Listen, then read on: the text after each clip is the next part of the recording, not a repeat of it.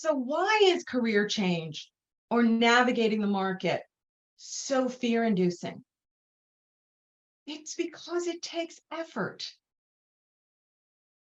Circumstances, moving to a completely new job, a new career, or the same career path.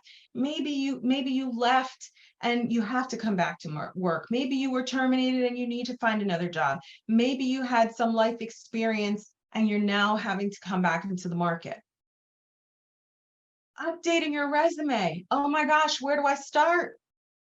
I haven't done this in years. I've never done this. What do I do? How do I make it 2 pages? Rejections. You have to prepare mentally for those or not. You may not even get a call back or a response from a resume that you submit, but don't take it personally. Good recruiters will always get back to you about a job for which you have interviewed.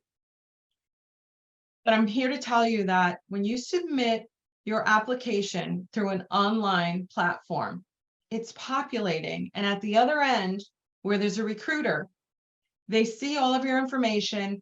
They see any documents that support your resume. They see some of the software platforms out there have keyword captures, and maybe you don't meet the number of keywords that they're looking for. I'm not saying that means you're not qualified. What I'm saying is with technology out there, and I will say that my personal opinion is that we're missing out on a lot of great candidates when we use this software, but there's really no way to get around it when you work at an organization that's so large that you can't possibly look at every single resume and call each candidate, etc. So these systems populate your information, and it's easy for recruiters to scan through them. So if you don't get a call or you don't get a response, do not take it personally. Some jobs have hundreds of people applying for them. So just keep that in mind. Interviewing Cindy, is another, yes, Cindy, can I ask a question? absolutely.